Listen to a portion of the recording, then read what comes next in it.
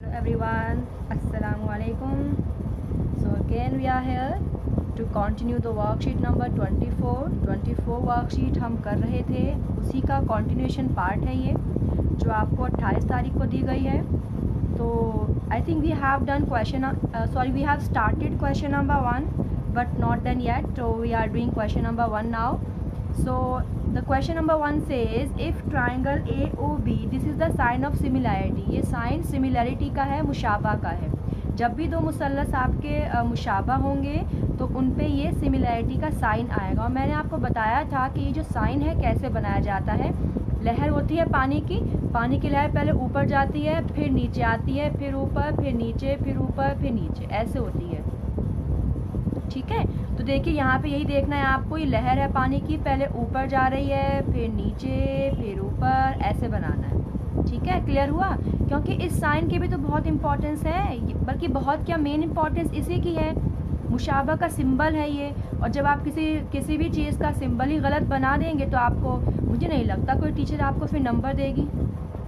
Getting my point. तो इनके जो सिंबल्स हैं वो भी आप ध्यान रखें कैसे बनाए जाते हैं. ठीक है, तो ये आपका पहले ऊपर जाता है, फिर नीचे जाता है, फिर ऊपर जाता है, ऐसे होता है. इसका मुशाबा का सिंबल का कैसे बनाना है आप. तो मैंने ये आपको बता दिया था अपनी प्रीवियस वीडियो में, डायग्राम समझा दिया था आपको मैंने. और अब मैं ये सॉल्यूशन कर रही थी, अब मैं कंटिन्यू कर देती हूँ ये सॉल्यूशन. तो मैंने कहा कि इसमें लिखा है इन ट्राइंगल AOB और DOC मुशाबा हैं. हमें ये दो ट्राइंगल मुशाबा दिए गए हैं.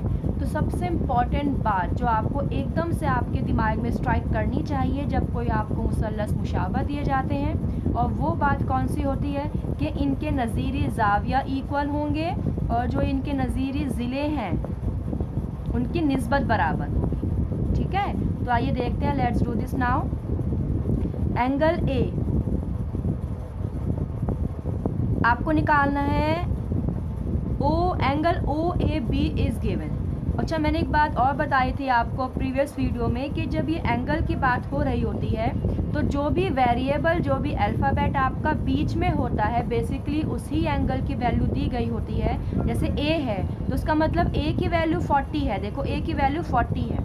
यहाँ पे AOB, O बीच में है तो O की वैल्यू 50 है. OBA तो B बीच में है तो B की वैल्यू 90 है.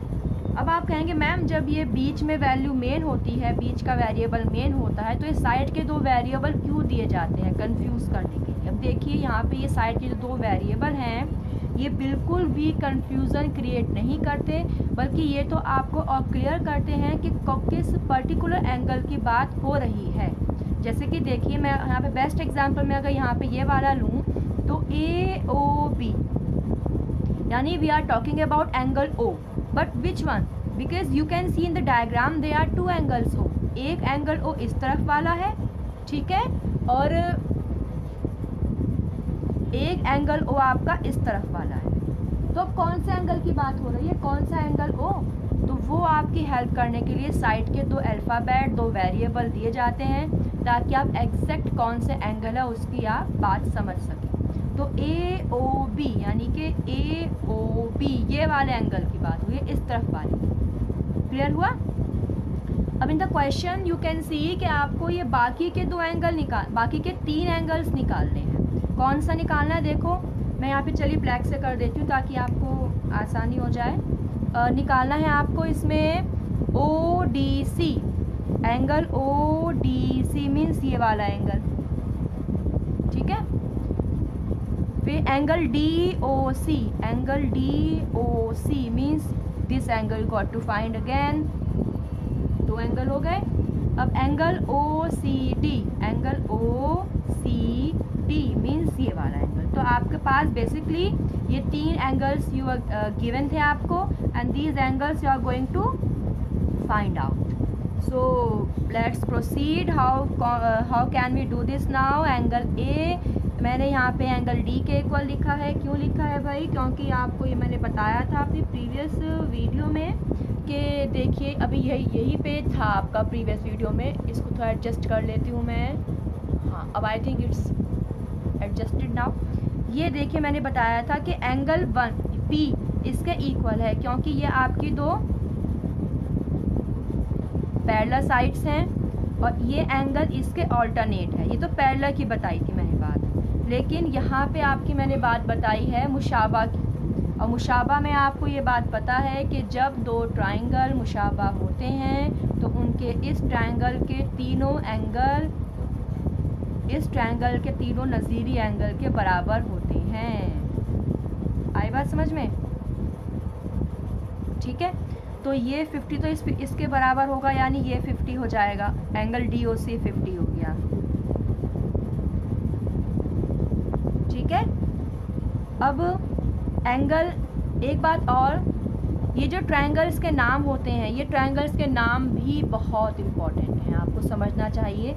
जो वेरिएबल पहले आता है और जो यहाँ का वेरिएबल पहले होता है वो दोनों एंगल्स आपस में इक्वल होते हैं। Means angle A angle D के इक्वल है, तो मैंने एंगल A एंगल D के इक्वल यहाँ से पता लगा लिया और जो वैल्यू एंगल A की थी वही एंगल D की बन गई। अब फिर बीच वाला एंगल इस बीच वाले एंगल के इक्वल होगा, यानी कि एंगल AOB एंगल DOC के इक्वल होगा। तो ये 50 है तो ये भी 50 हो जाएगा, मैंने यहाँ 50 लिख दिया है।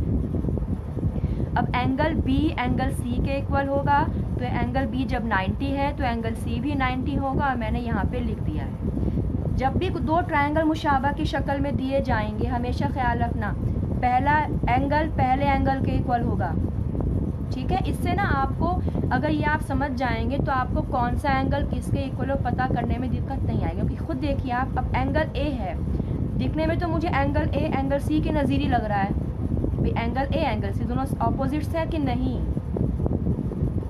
ये ऑपोजिट, जब आप ऐसे घुमा के देखेंगे डायग्राम तो आप देखेंगे कि A C के इक्वल नहीं है। ठीक है, और बीच वाला एंगल के इक्वल होगा और लास्ट वाला एंगल लास्ट वाले एंगल के इक्वल होगा। तो आपका पहला क्वेश्चन मैंने कर दिया। Now to the next question, that is the last one of this exercise. In triangle DEF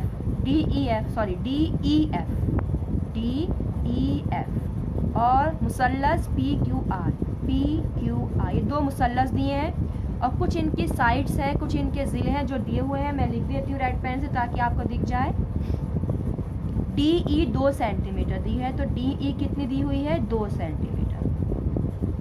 EF 3 centimetre, EF कितना दिया है? 3 सेंटीमीटर। ये डायग्राम आपको दिया हुआ है बुक में, बस एक ऐसे क्वेश्चन था डायग्राम, तो आपको देख देख के यहाँ से क्वेश्चन से पढ़ के डायग्राम में वैल्यूज़ लिखनी है।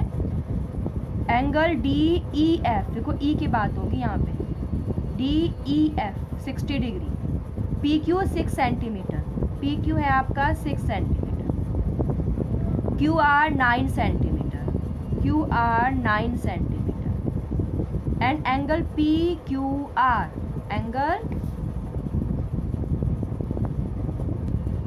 Angle PQR 60 degree. ये सब आपको दिया हुआ। अभी इसने कहा है कि हमें ये दिखाइए कि जो दो ट्रायंगल हैं ये मुशाबा हैं। अब मुझे इतना पता है कि मुशाबा को ट्रायंगल को दिखाने के लिए मेरे पास 3 प्रॉपर्टीज़ हैं। मैं यहाँ पे प्रॉपर्टी लिख दूँ, बल्कि यहाँ लिखी हुई है, यहाँ पे लिखी है साइड साइड साइड, यानी अगर तीनों साइड हो मेरे पास तो मैं मुशाबा दिखा सकती हूँ। तो देखो आप, मेरे पास इस ट्रायंगल की भी 2 ही साइड दी हुई हैं और इस ट्रायंगल की भी 2 ही साइड दी हैं। इसका मतलब ये नहीं लगेगा। ठीक है, साइड एंगल साइड मतलब 2 साइड दी हो और एक एंगल दिया हो। तो ना देखते हैं अब क्या है यहाँ पे। हाँ, ये देखिए यहाँ पे 2 साइड दी हैं, एक एंगल दिया है, 2 साइड दी हैं, एक एंगल दिया है। मतलब इस ट्रायंगल, इन मुसल्लसों को मुशाबा दिखाने के लिए मैं साइड एंगल साइड की प्रॉपर्टी यूज़ कर सकती हूँ। इतना मुझे आइडिया हो गया। अब मैं आगे बढ़ती हूँ। अब साइड एंगल साइड की प्रॉपर्टी क्या थी? साइड एंगल साइड की प्रॉपर्टी ये थी कि भाई 2 साइड और बीच का एंगल, रिमेंबर, याद आया? 2 साइड और बीच का एंगल, 2 साइड और बीच का एंगल। तो देखो 2 साइड और इनके बीच का एंगल, 2 साइड और इनके बीच का एंगल। ठीक है, इनकी निस्बत अगर बराबर हो, साइड की निस्बत निकाल लेते हैं ना फिर हम पहले, क्या पता निस्बत ही बराबर ना हो। तो DE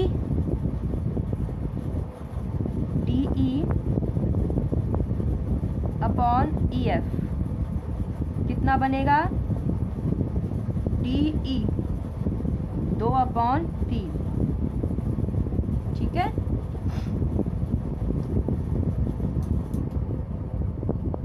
और अब जब मैंने यहाँ पे डी ई लिया तो P Q upon R Q, P Q upon R Q. P Q क्या बनेगा 6 सेंटीमीटर और आर क्यू क्या बनेगा 9 सेंटीमीटर। बट हमने गलत कर दिया क्योंकि हमें एक साइड इसकी लेनी होती है, एक साइड इसकी लेनी होती है। समझ में आया? एक साइड तो हमें इस ट्रायंगल की लेनी होती है, इसकी एक साइड इसकी एक साइड के इक्वल हो, ऐसा होता है। हमने इसी की ली तो हमने गलत लिया, ऐसे ही दोबारा सही कर लेते हैं। तो डी ई किसके इक्वल हो पी क्यू के, पी क्यू के इक्वल आएगा। नहीं मैं इसे काट देती हूँ ताकि आपको और कन्फ्यूज़न ना हो। बिल्कुल ही मैंने कट कर दिया है। यहाँ पे देख लीजिए अब आप, तो डी ई किसके इक्वल है पी क्यू के, इक्वल सॉरी नज़ीरी। तो 2/6 कितना आ गया काट के इसको 1/3, ठीक है। और अब मैं एफ ई